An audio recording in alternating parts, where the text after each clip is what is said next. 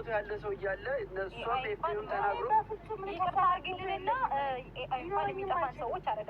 ሁለታችሁ የሆነ ነገር እየፈጠራችሁ ነው። እኔ ራሴ ግራ እየገባኝ ነው። ስለዚህ ውጣልኝ በቃ ነው። ኧረ በእግዚአብሔር ኤፍሬም ነው እግዚአብሔርን ነው። በጣም ሼም ነው። ውጣ። ጥሩ ሀሳብ ይዘህ ስትመጣ በስትክክል እቀበልሃለሁ። አለቀ። በእነዚህ አይነት መንገድ ግን እያወራን እንዴት ነው የምንቀጥለው? አይሆንም። ውጣ በቃ እግዚአብሔርን ነው። ውጣ። ማለት እኔ ላይ ሚስጥር ያደረጋችሁት ነገር አለ?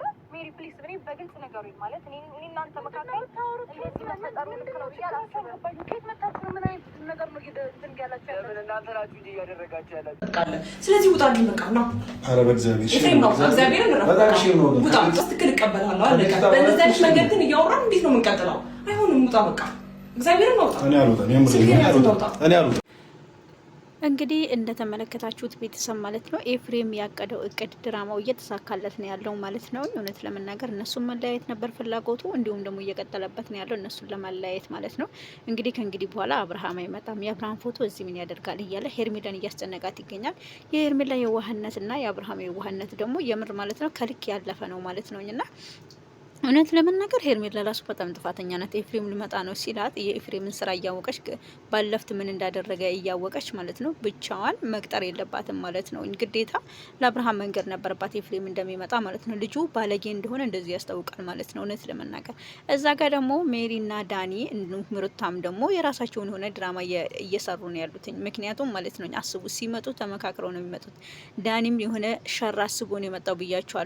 ሩታም ዳኒ ሜሪም አውቀው ነው ካሜራ ፊት ድራማ የሚሰሩት እንጂ ሁሉም የራሳቸው እቅድና አላማ እንዳላቸው ያስታውቃል ማለት ነው። ግን እኔ በጣም ያናደኝ የሩታና የዳኒ ወይ ደግሞ የሜሪ ስራ ሳይሆን በጣም ውስጤን እያበሳጨኝ ያለው የዚህ የገገማ የዚህ የስራው ማለት ነው። እንደዚህ አይነት ገገማነት እንደዚህ አይነት ድድብና ከልክ ያለፈ ድድብና ልክ ነው ብዬ አላስብም። የወንድምህን ሚስት ተንከባከባት ነው የሚለው መጽሐፉ ብሎ በመጽሐፍ ራሱ መቀለድ ጀመረ ማለት ነው። እውነት ለመናገር ማለት ነው በእንደዚህ አይነት ስዳደግ በእንዳንተ አይነቱ ባለጌ ጨምላቃ አይደለም እውነት ለመናገር ኤፍሬም ማለት ነው። ስርዓት ቢኖር የተሻለ ነው ብዬ አስባለሁ። ዞረህ ደግሞ ማለት ነው የወንድምህን ሚስት ተንከባከባት ይላል መጽሐፉ ብለህ መምጣት እንደዚህማ እንድትሳለቅ አንፈቅድልህም። እውነት ለመናገር ብልግናህን እዛው ጥግህን ያዝ ማለት ነው። አንተ ራሱ በየትኛው ንቀት በየትኛው ድፍረትክ ነው እንደዚህ በእንደዚህ አይነት መልኩ መተክ የወንድምህን ፍቅረኛ የሆነችውን እንደዚህ ለማድረግ ያሰብከው? ምን አስበክ ነው? የምን አይነት ነው የብልግና ጥግና ውርጌጡ መሆንክ እንደዚህ ነው እንደምታሳየው? እውነት ለመናገር ማለት ነው እንዴ ወንድምህን እንኳን ትንሽ እንኳን ለወንድምህ ስሜት ትንሽ እንኳን ለወንድምህ ክብር አይኖርህም? ለተመልካች እንኳን ክብር አይኖርህም? አላማችሁ በቀጥታ እያደረጋችሁ ያላችሁት ነገር ማለት ነው ምንድነው? የማህይብ ስራ የምትሰሩት ማለት ነው። በቃ እናንተ ድራማ እንደምትሰሩ ያስታውቅባችኋል። ግን ደግሞ እንደዚህ አይነት ማህይብነት፣ እንደዚህ አይነት ስግጥነት፣ እንደዚህ አይነት ነውር ጌጡ መሆን እውነት አስፈላጊ ነው ብዬ አላስብም። ይሄን አልደደብ ነክ እንዴ? ይሄን አልማይብ ነክ እንዴ? የወንድምህን ፍቅረኛ ወይም ደግሞ ወንድምህን ሚስት ነፍሰ ጡር ነኝ የምትልን ሴት አፈቅርሻለሁ ብሎ መልክ ቀይሮ ድራማ ለመስራት መምጣቱ ምን ይሉታል ማለት ነው? ይሄ ምን የሚሉት ነው? ምን የሚሉት አማርኛ ነው? እውነት ለመናገር የምር በጣም ነው የሚያሳዝነው። አረ ምን አይነት ዘመን ላይ ነው የደረስነው? ፈጣሪው ትዕግስቱን ስጠኝ አንተ ማለት ነው። የሜሪና የዛችኛውም ደግሞ ድራማ ሲገርመኝ እያለ የዚህኛው ማለት ነው የዚህኛው መሀይብ የድልብ መሀይብ ምን ይመስላል? በመድኃኔዓለም የምር ግን አንዳንድ ጊዜ የምታደርገውን ነገር እየታወቀ ነው ያለው። እንደዚህ አይነት ገገማ መሀይብ በቃ አንተ የምር ግን አንዳንድ ጊዜ እንዴት የወንድሙ ሚስት በየትኛው ድፍረት ኢብን እጮኛው ራሱ ብትሆን ከሌላ ሴት ጋር ሲያት ራሱ መቆጣት ባለበት ሰዓት ላይ እሱ ራሱ መጥቶ ጭራሹ ነው ሊያማግጥ። እናንተ ምንድነው እያስተማራችሁን ያላችሁት? ብልግናን ጥግ ነው ወይስ ምንድነው ከእናንተ የምንማረው እኛ ማለት ነው? ምንድነው እሱ? የምር እኔ በጣም ነው ያሳዘንከኝ፣ በጣም ነው ያዘንኩባችሁ ዛሬ በሰራኸው ቪዲዮ ማለት ነው።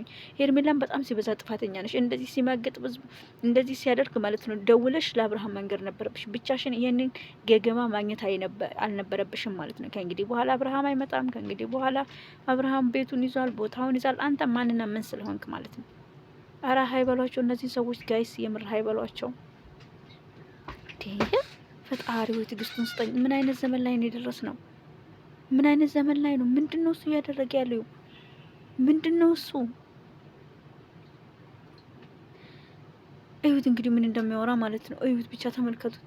ጥሩ ነገር ያደረገ ይመስል። ኧረ እግዚአብሔር ሆይ ወይኔ አምላክ ሆይ ትዕግስቱን ስጠኝ። ዘንድሮማ እነዚህ ሰዎች ማሳበዳቸው አይቀርም። አረ ለጌታነት ፈጡር ናቸው። ትናንትና ነው አማርኛ ስትለው የነበረው እንደ አማርኛ ልጅ አንተን መስሎክ ነው እንዴ? ዛሬ ደግሞ የመጣኸው ወደዚህ ምን አስበክ ነው? ምን አይነት ድልብ መሀይብ ነክ እንደው። አረ ተመልካቾች እንደዚህ ምን አይነት ጊዜ ላይ ነው የደረስነው? የምር ማለት ነው። አራሼም ነው አራሼ ነው ኤፍሬም የምር ሲበዛ ሼ ነው። ለኔ አንቺን ማግኘት ፈልጌ ነው። አዎ